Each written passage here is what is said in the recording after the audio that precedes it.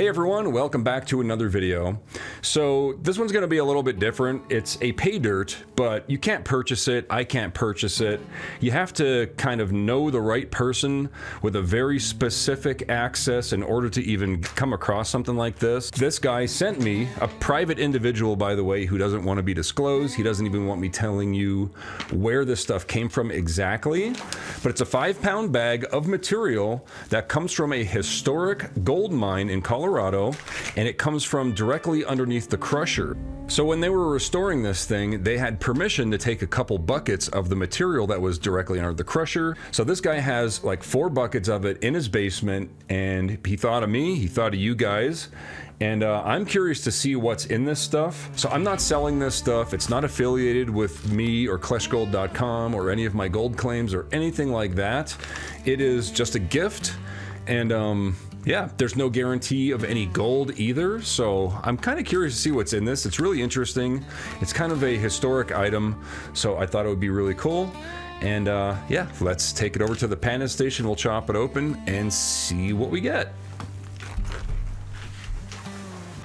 Okay, here it is, the 5-pound bag from an undisclosed anonymous person that was working on a historic gold mine in Colorado and retrieved this material from underneath the crusher. Let's take a look at it in a pan. Nice. Okay. Now, the material feels wet, so I'm not exactly sure, but we'll find out in a second here. He does have it heat sealed.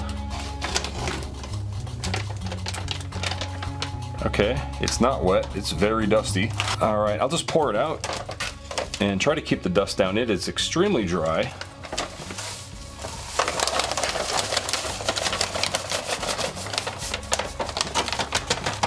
All right, so this stuff is basically dust with a few bigger rocks. I think it's just clumps of dirt. So I do feel a few bigger clumps in here. I'm gonna go ahead and break those up. Here's a rock. Okay, so I do have to classify this to separate the bigger and the smaller stuff. We'll do that first. This is an 1/8" arbor fabricating classifier. We'll just run it through that. That'll separate all the big rocks at least.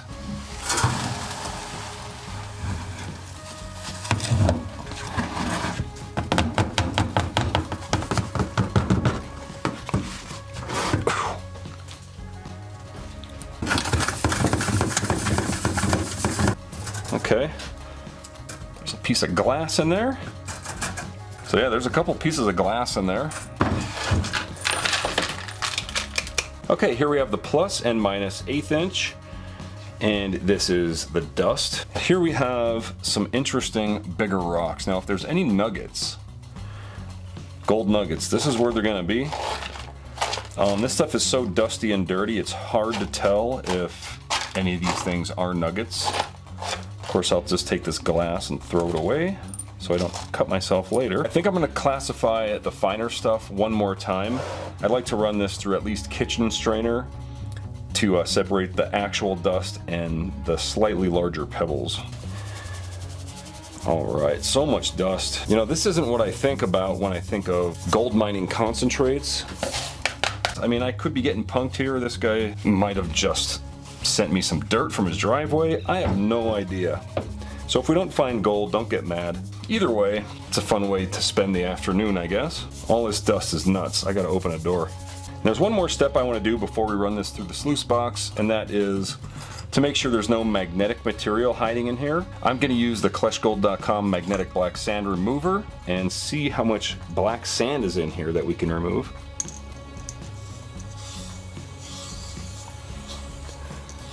All right, that's our first red flag. There's really no magnetic material in there. Just a very, very small amount. So that tells me that this is likely not gold concentrates. I don't know. I mean, that's possible, but I mean, just because there's no black sand doesn't mean there's no gold. I mean, there's a few clickers in there, but there are a few pieces of like flakes of rusty iron, which could mean that it came from underneath a crusher. You would expect to find a whole lot more though, right? Here's just a closer look. at that smaller size material. This is the Plus kitchen strainer. I'm not seeing any like gold nuggets. I am seeing some mica though, those shiny things. That is mica. All right, I have a plan here. We're gonna run all of this material through the sluice box to make quick work of it. And this stuff here, we'll pan it, you know, just individually.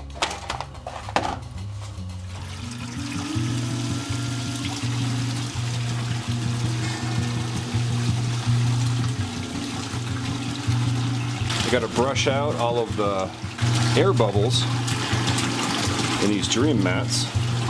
Hopefully you can hear me okay over the noise. Throw a couple drops of surfactant in there to break the surface tension of the water. And I'm gonna wet this material down. All right, here we go. It's basically mud. You could probably just pour it in here.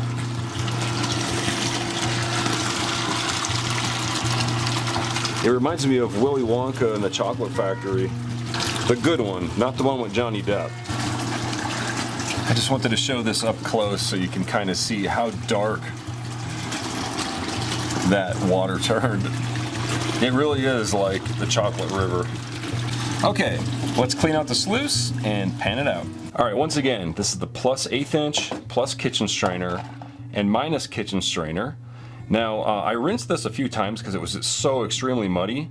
I don't want to be playing around with it. I don't want to know if there's gold in it yet. We'll pan it out. So let's bring over Crusty Rusty. I'll add some water and a few drops of surfactant to break the surface tension of the water so any really fine gold can't float away. All right, so first I think we're gonna pan out the largest material because I don't think there's any gold nuggets in here. That way we can knock this out and get it out of the way. You can see all that mud that was coating all those rocks. Maybe there is a gold nugget in here. That would be awesome.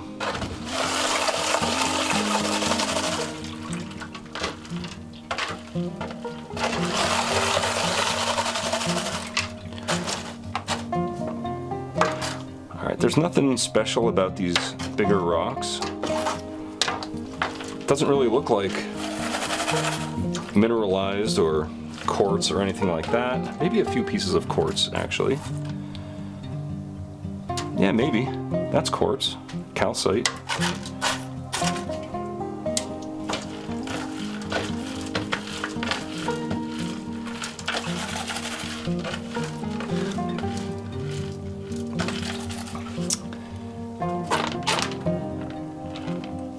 And no big surprise, I'm not seeing any gold in there. All right, next I'm gonna pan out some of the Plus kitchen strainer size. Again, it turns into mud. That's okay. A lot of sticks in there.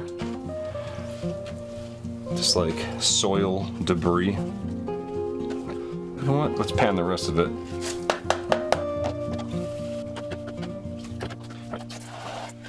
I'll get some clean water in here to pan it back so we can actually see what's happening.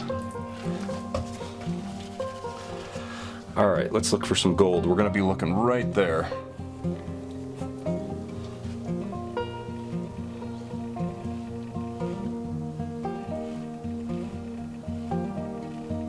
Okay, I do see a few pieces of flour gold. Right here. Right there is a few pieces of flour gold. Like, I count like 5 or 6 colors. Like 1, 2, 3, 4, 5, 6. Right there. And the disappointing thing is, that's gonna be the biggest gold we find. But I do think we're gonna find more in here because these pieces are smaller than kitchen strainer, which means they were stuck to that material as it went through. So I'm more hopeful for this, the smaller stuff. I'll grab this. And there's another piece right there. I'm gonna pan this back one more time. and some fresh water. There's one more piece of flour gold right here. Like microscopic. You can barely see it right there. All right, this is all mud, so I'm gonna clean that up. All right, now we can pan this out and see what we're doing. Here I'm just gonna pan this off very gently. I'm just letting everything flow off. The gold is heavier, so it's gonna be at the bottom. Every time I stratify it like this, the gold is naturally heavier, it's gonna go to the bottom. So everything on top is not gold, and we can just wash that off. Plus gold won't flow like this. Gold will stay steady. But for the really fine gold, you do want to be more careful. All right, so now I'm going to want to stop because you can see the material itself is starting to get darker. That means that it's heavier, which also means that it's possible that when I'm panning the stuff off, I could be losing gold. So I'm just going to leave everything in the pan and keep it in the pan and spin it back. Here's where we're going to see if there's any more gold. A lot of mica. I can see a lot of shiny mica in there. Could be pyrite, fool's gold. All right, I know there's no gold back here. I know there's no gold back here, so I'm just gonna wash that off so I don't have to deal with it anymore. And I'll start over.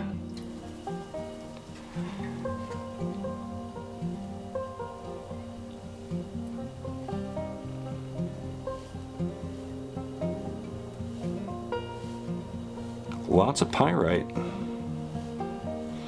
Yep, lots of fool's gold in there. And unfortunately, I do see a few pieces of flour gold, but it's basically the same amount that we found in the other classification.